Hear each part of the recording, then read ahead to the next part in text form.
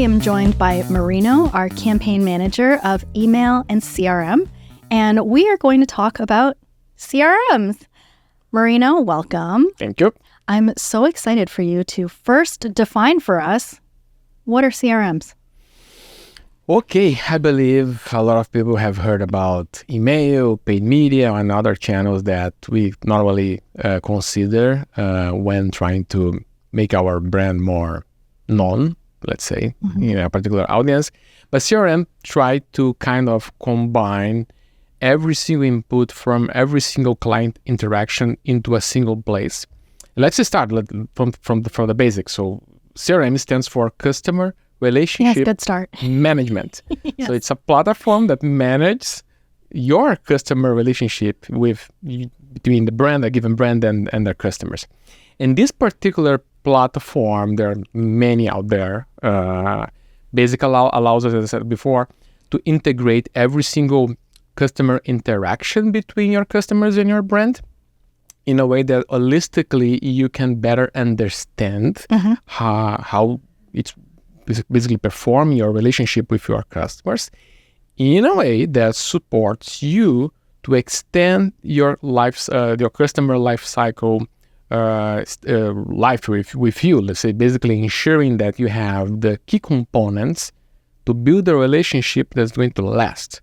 Ideally, let's say until the moment when someone is buying from you from the second time, third time, and so on. So it's basically an opportunity to give you opportunity to extend the relationship with our customers.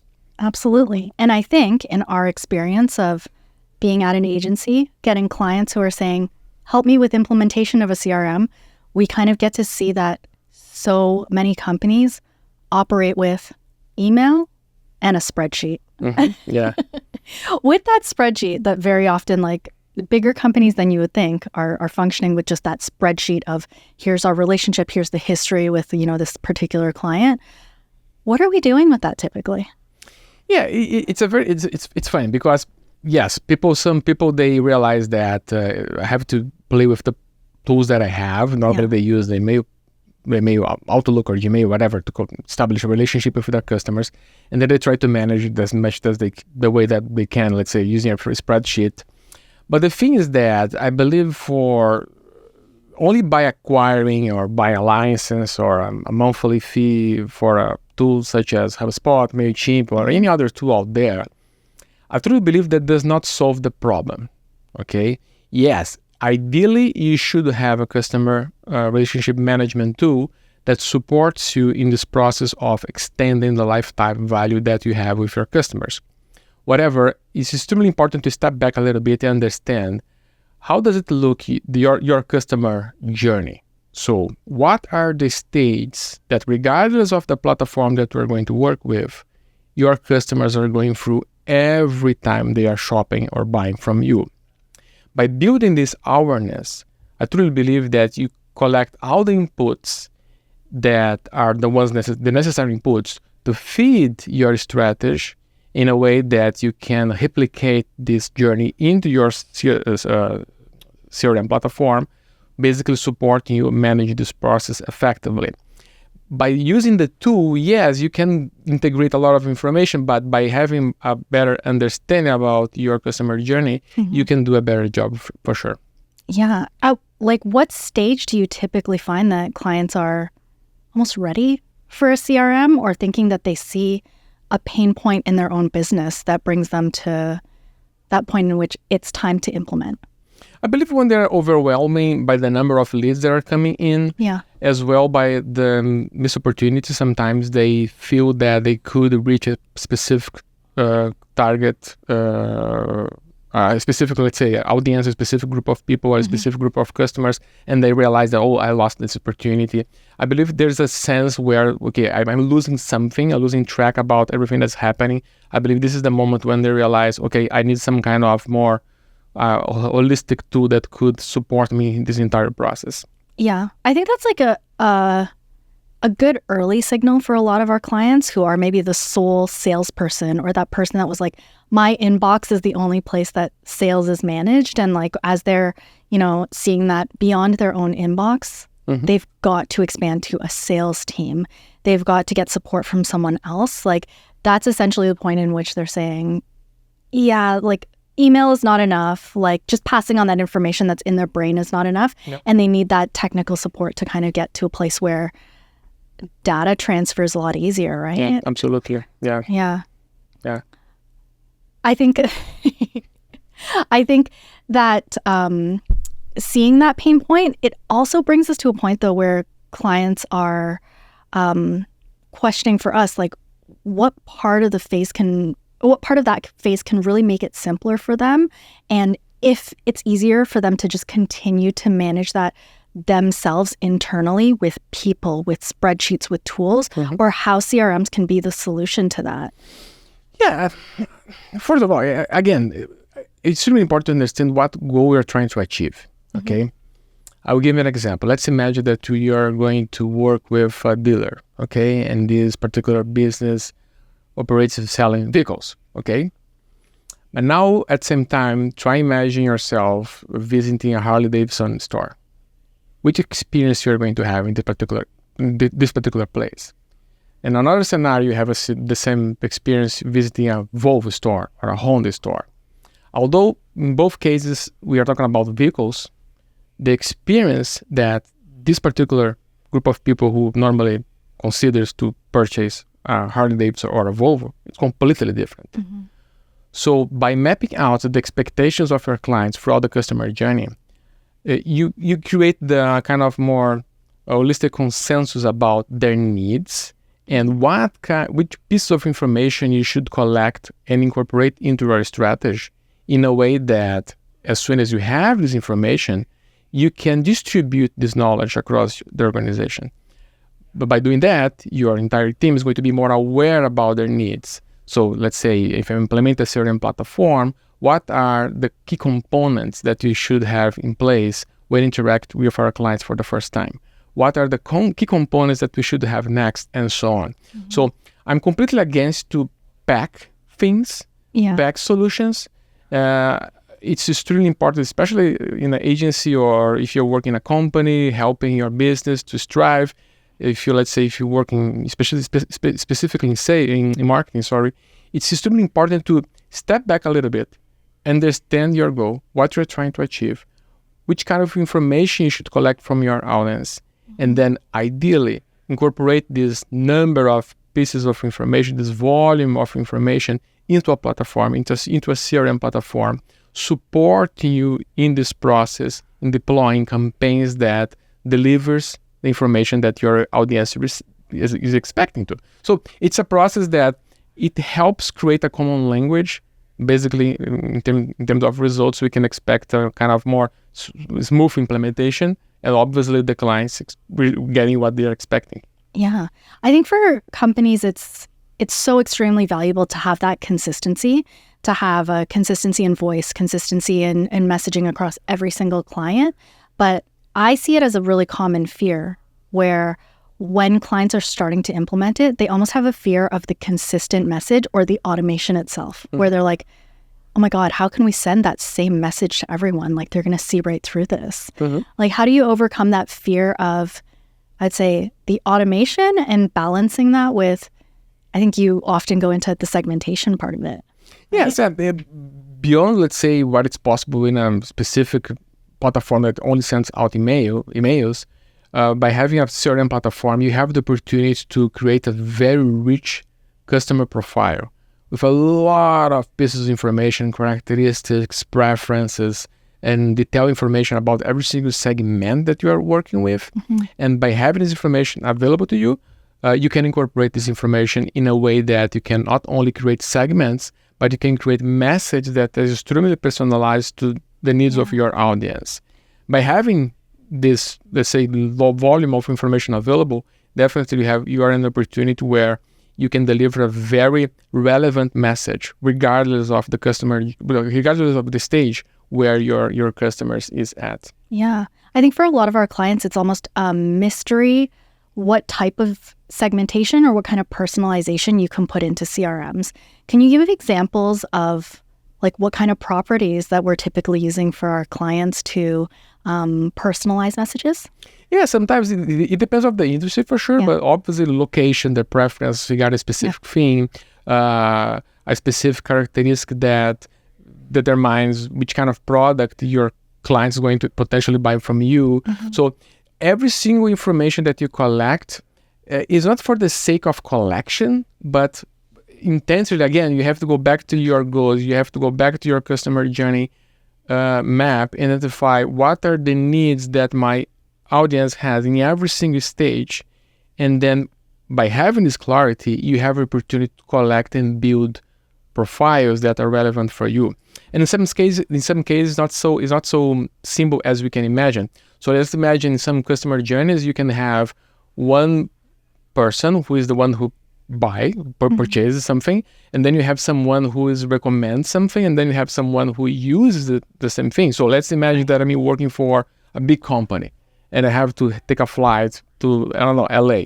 Potentially someone is going to purchase the ticket. Someone is going to sponsor because we need funding for that ticket for sure, and someone is going to be the user. So you have three personas. You have three different people, let's say, in this particular journey. So again, by having awareness and idea or more concrete understanding about the needs of every single agent in this journey, you have a better understanding about what are their needs. And then by having this clarity, you have the opportunity to establish what are the properties, what are the pieces of information that I need to collect in a way that I'm collecting the things, the information that matters for the business, that the level of information that's going to contribute to the bottom line. Yeah. Not necessarily to build a huge profile.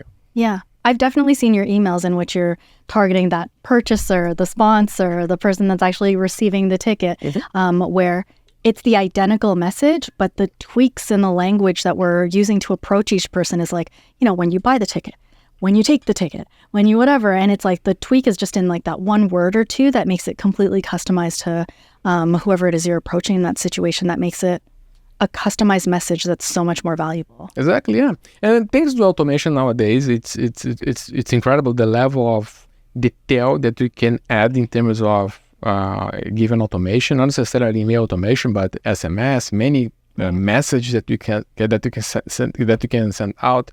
And obviously, as soon as the message lands in front of the recipient not being relevant, you, rather than create something good, you create friction. You create something that's not ideal, and ultimately it's going to harm your reputation. So it's important to deliver the message, obviously, that resonates with the needs of the user, where they are at. Let's say, I believe every single Spotify user nowadays is eager to receive that top list of top songs of the year by the end of the year. But what happens if you receive in January or in February? We're in 2024, and then, okay, these are the top lists of 2023. Okay, 2023 is over. Doesn't make any sense.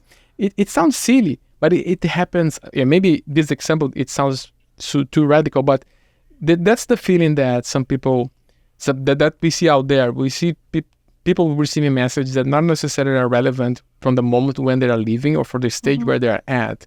And by not paying attention to this detail, you're not doing the right timeliness. thing. Timeliness is so important in marketing, right? Because like people's moods change with the seasons, with the holidays and everything. And I think staying relevant to timeliness and relevance to the user is ultimately the most important thing. Yeah. I think that for both email and CRM, we get the same kind of almost resistance from clients or people who are new to it, where they have this preconceived notion where they always say, I don't like receiving emails, or I don't want to be spammy. And they have this resistance of being that person that is sending the email that is irrelevant. How do we avoid that? Well, I understand. It's really funny because people have this understanding and it doesn't make any sense, because the reality is that if you have if you're using a certain platform, and if you have a number of clients or contacts and you have their emails, it's because at some point they provide you the email, they provide the consent to receive emails from you. So it's your job from that moment to maintain and nurture the relationship. And then in this case, as we discussed before, delivering the message when matters. That's the bottom line, okay? I like to say that the backbone of a CRM, it's the mail. And it's going to be like that, in my opinion, for a long time. I don't know until when, but it's going to be for a long time. Because it is the primary channel where everything happens from the moment when someone provides that piece of information for you, which is the email. Yes, CRMs that has the capability to integrate a lot of inputs from different platforms, which is kind of cool. It's really important, which reminds us the importance of email. Every single channel has its importance for sure, but you cannot rely on a given channel only simply because people are talking a lot about that channel. Look what's happening right now with TikTok. So let's imagine that you have a huge audience, you've made a great job building your audience, and then out of the sudden, so you don't know what's going to happen next month or next week. So again, it's truly important to build a journey that makes sense, create awareness about your customer needs, and then by managing effectively the information, use a CRM platform, you have the opportunity to set and implement the number of emails, the number of automations, ensuring that you have them being delivered when matters for everything. Because the bottom line of everything that we're discussing here is to help them find what they're looking for, basically giving to the end user, to customers, to prospects, in this case, the opportunity to move to the next stage. So basically delivering what they're expecting. Absolutely. When we are implementing CRMs for our clients, so whether it's HubSpot, Salesforce, etc., what are some of the pain points that you find with getting a smooth implementation for a company? First, everything happens when the number one decides that needs to happen. Okay, leadership support, it's crucial. Without leadership support, nothing is going to happen. I never seen a successful CRM implementation starting from the bottom. No. It should start from the top. If the number one decides, or this is something that is important for our business, this is something that's going to support us to become different in our specific segment, then it's going to happen. And here we have good news and bad news. If you don't by using a CRM, you have the opportunity to set the standard in your particular industry. A good example, imagine some time ago, Amazon. They quickly realized that the delivery is the main pain point in their particular customer journey. By implementing Amazon Prime, so basically now there's the new expectation has been set. So everybody expects to receive something on the following day. So if you are in e-commerce, that's your problem now, right now, that because there is expectation out there you have to meet. So if you are in a leadership position and you understand, okay, this is opportunity for us in our particular industry to set us apart from the others, yes, you need someone to sponsor, not only to sponsor, but to implement the resources for a successful implementation. As soon as you have that, we have other components for sure that can be considered as roadblocks. Normally, training is one of them. Not necessarily everybody in a given team is aware about what that means, the power of a CRM, what encompasses. Because in the end of the day, as soon as we have the number one who have made the decision, okay, let's implement that, is going to dramatically, that decision is going to affect every single team member in that organization, regardless of the size, regardless of the industry. So it's going to change the way how you work. Oh yeah, correct? Absolutely. I think beyond changing fundamentally how everyone works, like implementation of a CRM, we've seen it, can change every part of the business in that it starts to, uncover things under stones. Like it starts to open up a can of worms. It starts to just show the parts where you might have vulnerabilities already in your business. Places that you haven't looked before, because there are features within CRMs that can support systems around communications, how you communicate between departments and really understand each other. And I think in that way, like even implementing a CRM in our company has been like radically changing for us, Yeah.